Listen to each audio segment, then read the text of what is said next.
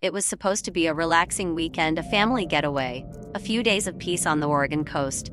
But on August 9, 2018, what started as a quiet morning walk turned into a mystery that still haunts a stretch of beach near Cape Follweather.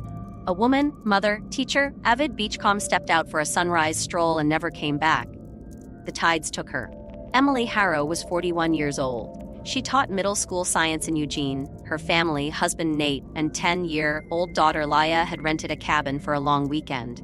That morning, around 6:15 a.m., Emily left the cabin with her thermos and camera. She told Nate she was going to collect driftwood and take photos of tide pools. She never returned.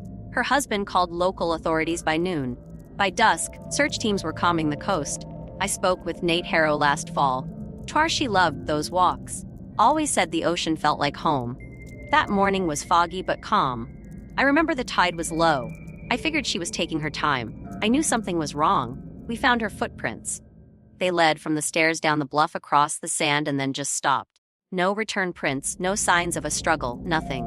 The only item recovered during the initial search was Emily's thermos, found upright and closed 200 yards south of where her footprints ended. A week later, her camera was discovered half buried in sand by a local jogger. It was mostly intact. Forensic techs recovered 6 photos from the memory card. The last image was timestamped at 6:41 a.m. It showed tide pools and something strange in the distance. A dark upright shape far down the beach, blurry human-sized, too far to identify. The jogger Callie Moore described the scene. It didn't look like trash or driftwood. It looked still like it was standing. When I saw that photo, I got chills. I run that stretch all the time. I've never seen anything like it. Emily Harrow's disappearance wasn't the first. 2 other women had vanished from that same stretch of coastline. One in 1996, another in 2004. In both cases, there were no witnesses, no bodies, no obvious evidence of drowning or foul play. Each time a personal item was recovered weeks later, folded neatly or resting upright, Emily's case brought new scrutiny to these old files. Sheriff Tom Griggs of Lincoln County has reviewed all 3. We've considered rogue waves, sinkholes, even animal predation. But the pattern, it's too similar, too quiet. If the tide took them, it left nothing. No drag marks, no torn fabric, just space. Some locals believe there's something about that stretch of beach. I spoke briefly with Laya Harrow, now 16, who still visits the coast every year on the anniversary of her mother's disappearance. There's a spot on the beach where nothing grows. No seaweed, no crabs. The sand's weird, like it's too smooth. That's where I leave flowers every time. The tide takes them within minutes. I think that's where she was taken. At 7:08 a.m., about 45 minutes after Emily Harrow is believed to have vanished, her phone received a call from an unknown number. It rang 4 times, went to voicemail, then again at 7:09 and again at 7:01. 3 calls, no voicemails left. Sheriff Griggs requested records from the cellular provider. The calls bounced off a temporary tower used by local contractors working a mile inland. The number was untraceable, a prepaid phone since deactivated. We've seen that before. Could be coincidence, could be someone on the beach or someone watching. The phone itself was never found.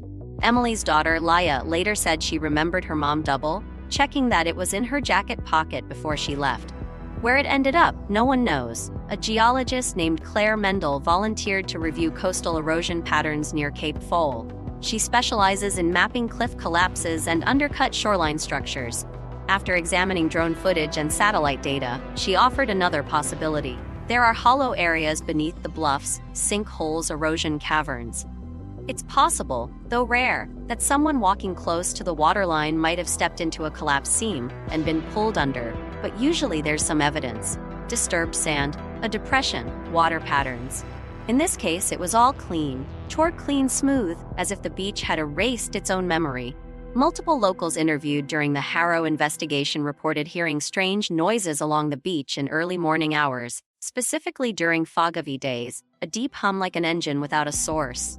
Others described it as a vibration they could feel more than hear, like something large shifting beneath the ground. It wasn't wind. I've lived here 15 years. I know wind. It had a rhythm like breathing. I don't even tell people that part anymore. Makes me sound nuts. But 3 witnesses described it separately without prompting. Whatever they heard, it wasn't natural. Months after Emily's disappearance, her sister Rachel discovered an old beach journal in a storage bin in Emily's attic. It spanned 5 years. Notes, sketches, sea glass taped to pages, and in one entry from 2014, Emily wrote, "There's a spot near Fall Weather Point where nothing feels right, like the tide holds its breath there. I've walked it 10 times and always get chills. I've stopped walking past the driftwood tree.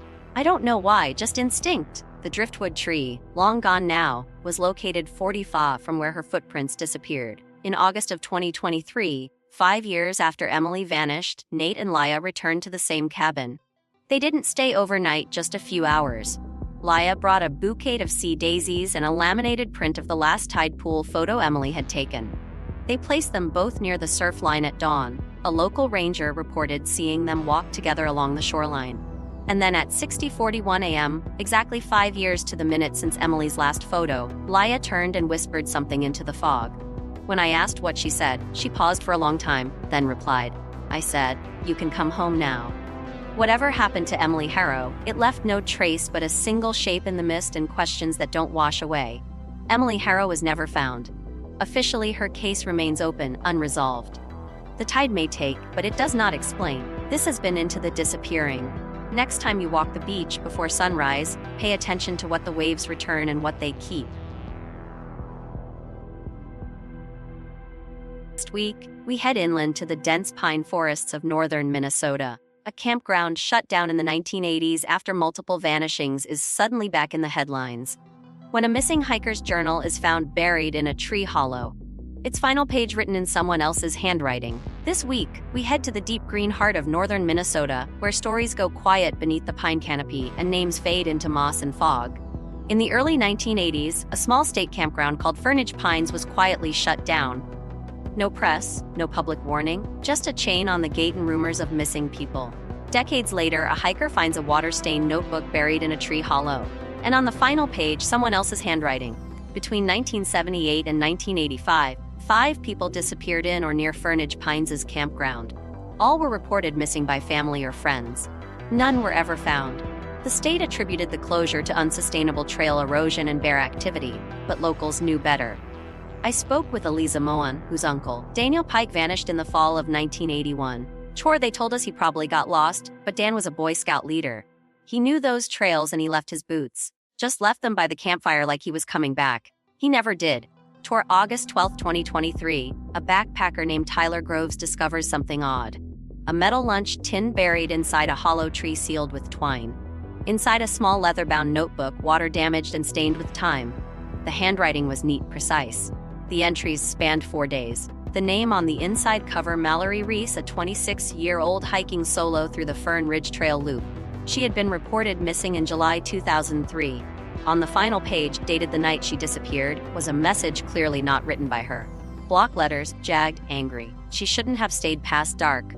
Day 2, got to Site 5. It's overgrown but beautiful. I saw someone on the ridge above. Looked like another hiker, but they never came down. Day 3, heard whistling last night. Thought it was birds until I heard a tune. Definitely a tune, but no one was around when I checked. Day 4, woke up to the sound of something dragging through pine needles. I'm packing early. I don't like it here anymore. Those were her last words. Investigators who followed up on the journal's discovery found a series of worn loops etched into a pine trunk about 200 fast from Site 5, like something had been tied there repeatedly. A tent anchor or something stronger.